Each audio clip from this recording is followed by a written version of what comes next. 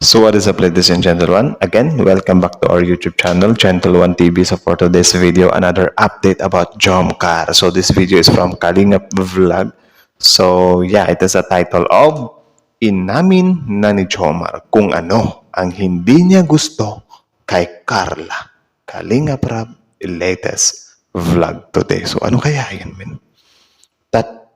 Hindi niya gusto kay Carla. Well, hindi naman yan talaga big deal kasi syempre meron naman talaga tayong tinatawag na tawag siya, gusto at hindi gusto sa taong pinakamamahal natin, iniirog natin or whatsoever. But may sometimes pwede siyang healthy lang siya na pag-hate or hindi gusto yung siguro may mga hindi lang pagkakaanuan. So yun, before we start, Kalinga Vlog, support nyo. Also, Gentle One TV. Don't forget to like, comment, share, subscribe. Kalinga Prab na din. So ladies and gentlemen, without further ado, let's watch this video together. Again, the title of this video, Inamin na ni Jomar kung ano ang hindi niya gusto kay Carla. Kalinga Prab latest vlog today. So ladies and gentlemen, without further ado, let's watch this video together. Start! Mo kay Carla. Saka tatlong ayaw mo kay Carla. Si Jomar mismo Tatlong ayaw mo kay Carla. So, mula sa bibig ni Kuya Jomar, ay tuloy. may inamin at may hindi niya gusto na mangyari. At ano naman kaya ito? Yan ay malalaman natin, mga kalingap.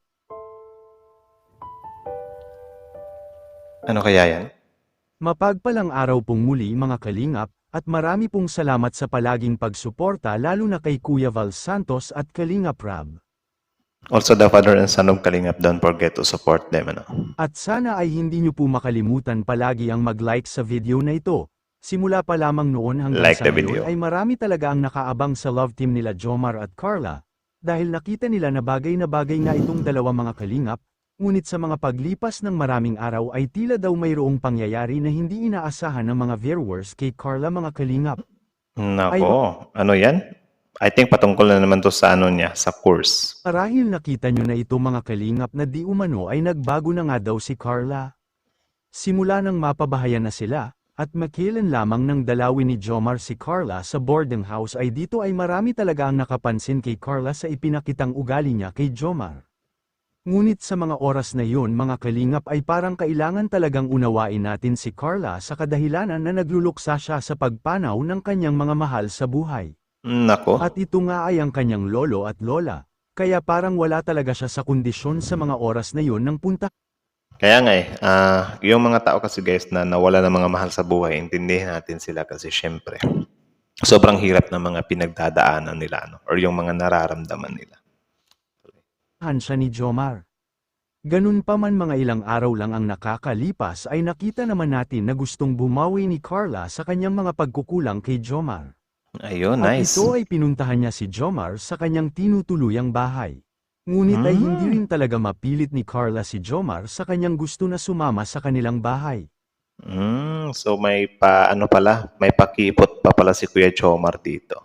So I think it's part of lang naman siguro, skits or ng script nila. So yeah, enjoy lang natin guys. Huwag kayong mag-alboroto agad dyan. Ano ba kayo? Dahil ipinakita talaga ni Jomar na parang nagtatampo siya kay Carla. At siguro kailangan lang talaga nila mag-usap ng maigi at masinsinan para maunawaan nila ang Ayun. isa't isa. Iza. At para hindi na lumala ang hindi nila pagkakaintindihan, mga kalingap. Alam naman natin at pansin din natin kay Jomar kung gaano kahalaga si Carla para sa kanya. Yun. Subalit noon ngang makita ni Jomar na pagdalaw niya kay Carla at hindi naman ito inaasahan niya, ay dito ay ipinakita ni Jomar na parang nagdamdam talaga siya. Kaya sinabi din mismo ni Kalingap Rab na dapat maayos itong dalawa dahil baka lumala pa kapag napabayan lang ito, mga kalingap. Actually, malabong lalala yan. Sinasabi ko na sa inyo, malabong lalala yan. So tayo, mga viewers dito, wag tayong mag-alboroto agad na ganyan yung nararamdaman ni Kuya Jomar na medyo may, ewan ko, pakipot ba or whatsoever. Kasi syempre, mas, din naman mas maganda nga yan yung binavalidate din minsan yung yung feeling, yung feeling ng lalaki. Kasi syempre, men, tao din kami, nasasaktan din kami, men. Diba? Something like that. So, yung feeling ng lalaki, kailangan din natin iyan. Kasi, men, grabe, sobrang, ako nga grabe yung kapag kababae, parang minsan nakakainis yung ano, yung parati na lang silang tama. Mga ganun ba? 'Di ba? Mas magandang nga sa feeling yan, na parang, "Uy, sinusuyo din pala ako ng babae." Yung mga babae kasi, though hindi ko nila lahat, pasensya sa mga matatamaan. Based on my experience lang 'to na based on my experience talaga. So, for example, lalaki ako, tapos may girl. Ngayon, kapag kayong girl yung nagkamali or may nagawa siya, hihingi siya ng sorry ngayon. Ay, hindi. For example, ako. Saan ba tayo dapat mauna? Ako, sige. For example, ako yung nagkasala. Tapos, magsusorry ako kay girl. Ngayon, grabe guys. Parang hindi tatanggapin yung sorry ko. Like, aabot pa siguro ng oras, 2 oras, 3 oras eh. Like, makikipagmatigasan talaga, no? So, yun yung, na parang kaming mga lalaki, takot kaming magkamali sa isang babae dahil yun nga, sobrang hirap niyang, magpatawad. Tapos yun, in reverse naman, kapag siya naman yung may nagawang mali or siya yung may nagawa na hindi ko nagustuhan, magsusorry sa akin siya ngayon. Ngayon, kapag nagsusorry siya, for example, di ko lang siya pinansin. Like, ginagawa ko lang din yung ginagawa niya. Hindi ko lang siya pinansin. Wala lang guys, 5 minutes lang. Magugulat ka na lang. Kunyari, sorry. Tapos, hindi mo na pinansin kasi yun nga, nag-aalboroto pa yung dibdib mo ba. Tapos, yun, after 5 minutes lang, sobrang taas na siguro ng 5 minutes or 10 minutes kapag hindi mo talaga siya papansinin, which is yun naman yung ginagawa niya if ever na yung guy yung nagkamali yan. Wala na. Bigla nang tatalikod yan. Tapos, siya na yung tawag siya na yung magmumukmuk, siya na yung hindi naman iimik. So, ikaw as a lalaki na nasaktan ka pa, yung feeling mo is nag-aalboroto pa, ganyan. Parang maano ka na, uy, siya na naman yung tinutopak. Di pa nga ako tapos eh. Something like that. So, minsan, okay lang naman paminsan-minsan na, yun nga, kasi siguro nakasanayan na din ng mga babae, na kahit tayo or kahit sila yung nagkakamali, tayo yung magsusorry kasi yun nga, parang nire-reverse nila eh. Okay lang naman minsan, pero minsan kasi guys, parang nadidisrespect ba? Parang na-invalidate din yung feeling namin na magmukmuk or magpalabas na sama ng loob. Kasi yun nga, parang ang nagiging system, nagiging bawal siya. 'Di ba? Kaya noon, parang doon ako nasasakal sa mga minsan sa mga babae, sa karelasyon. 'Di ba? So, hindi naman lahat ng mga naging ex ko ganun. Pero yun, may mga ganun ba na parang naumay ba? Or parang nasasakal ako doon na parang hindi na free yung emotion o yung feeling ko, na-invalidate na siya. So, good thing na lang din itong pinapakita kay Carla. Ito talaga yung isa din sa hinahangad ng mga guy. Tapos guys, for example, kayo girls, makikita nyo din naman yan na deserve ba ng lalaki na suyuin mo siya, di ba? Kung nananakit din siya, di wag mo nang suyuin. Di ba? Kung sobrang caring niya naman sa'yo, tapos yun may nagawa ka na hindi niya nagustuhan, suyuin mo din, di ba? Yun lang, maliit na bagay lang naman yan eh.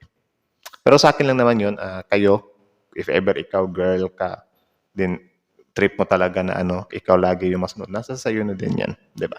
Sa akin lang naman yun. May kanya-kanya naman tayong opinion eh. So, tuloy. At ang maganda lang dito ay sinabi ng mga magulang ni Carla na sana ay wag naman sasuko agad si Jomar kay Carla mga kalingap. Di At naman yun patuloy sumuko. lamang na suportado ng pamilya ni Carla ang panliligaw ni Jomar sa kanilang anak na si Carla.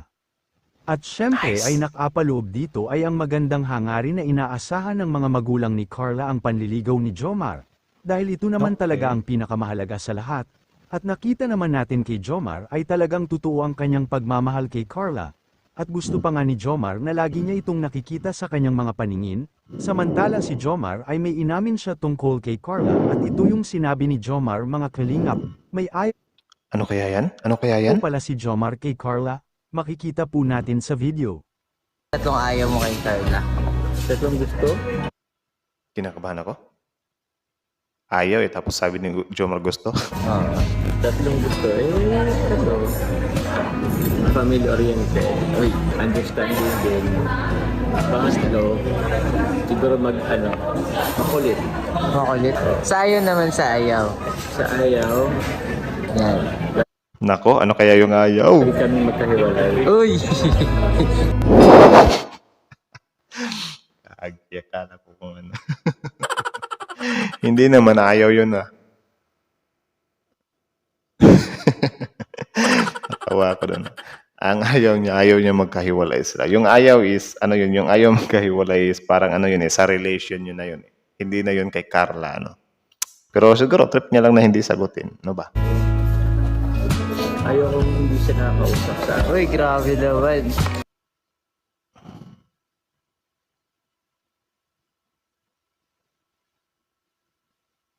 Hoy! Tuturuan pa tayo mangutang.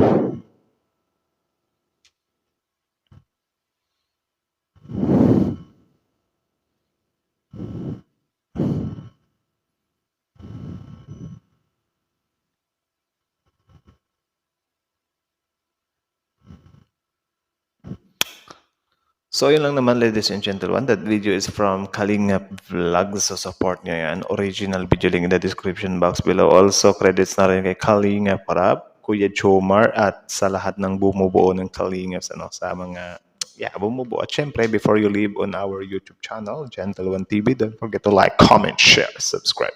So again, ladies and gentlemen, like, comment, share, subscribe. So yun. Kayo, ano masasabi nyo dun? Comment down below. Tapos yan, pag-usapan natin yan sa comment section. So again, kita nyo na yan. Gusto nyo pa bang ibalik ko yung ano ko dun?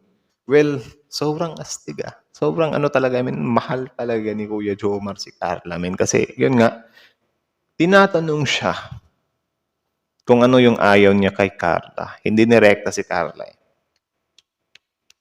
Ang nirekta niya, ayaw niya magkahiwalay. Tapos ayaw niyang, ano yun, nakalimutan ko. Ayaw niyang, asensya na sobrang konti lang kasi ng memory, memory card. Ano yun?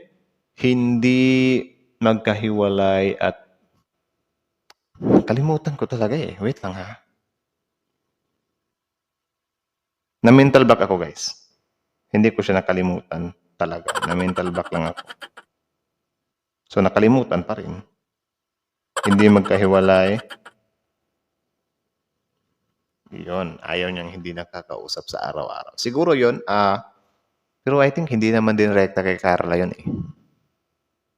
Diba? Kasi yung hindi nakakausap sa araw-araw, depende lang din naman yan kung merong mga nangyayari. Pero yun, isa din yan. Kasi yun nga, mostly sa mga babae, yan yung nila eh, yung silence nila.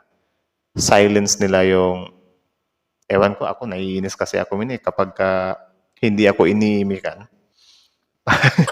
Kasi para kung sira, ano ba, bakit, something like that. Yung, especially yung mga babae minsan, parang, parang, kunyari, sa upuan, kunyari lang, kumain kayo sa isang resto, tapos nakalimutan mo na, pagsilbihan siya para paupuin siya. Nakalimutan mo lang kasi hindi naman talaga tayo perfect, di ba?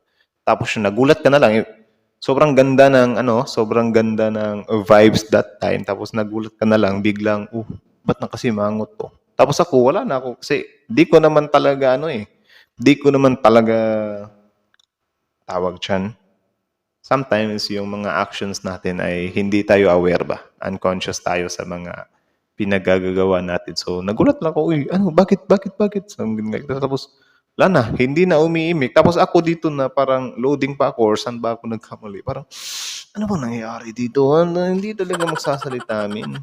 Yan yung isa sa pinaka-hate ko yun nga, yung hindi makausap. Yan. Pero syempre, may din naman, as per experience, may nag-explain din sa akin kung bakit niya ginagawa yan. Yung sa kanya naman din is, ayaw niya daw din magkaroon ng away or ayaw niyang makapagsalita ng mga masasakit. 'Di ba? So kaya hindi na daw siya umimik. Pero sobrang hirap nun eh na parang nasasakripisyo yung communication niyo. Para sa akin mas trip ko nga yung yung communication talaga para maayos kasi kapag ganyan na hindi ka na lang iimik para wala nang gulo. Parang pangit yun eh kasi yung mga tampuhan nyo ay natatambak siya or parang nakokolekta mo siya ba? Or nasa-save mo siya? Kaya kapag dadami yan, syempre sasabog pa rin yan. Mas mabuti yung konting hindi pagkakaunawaan, ganyanin agad para hindi na siya bibigat ba? Di ba? Yan lang naman, sa akin lang naman yun. So, yeah, that's it. Kayo, ano masasabi nyo dito? Comment down below. And then, yeah, that's it. Thank you so much for watching. Gentle One TV. So, like, comment, share, subscribe. Gentle One TV.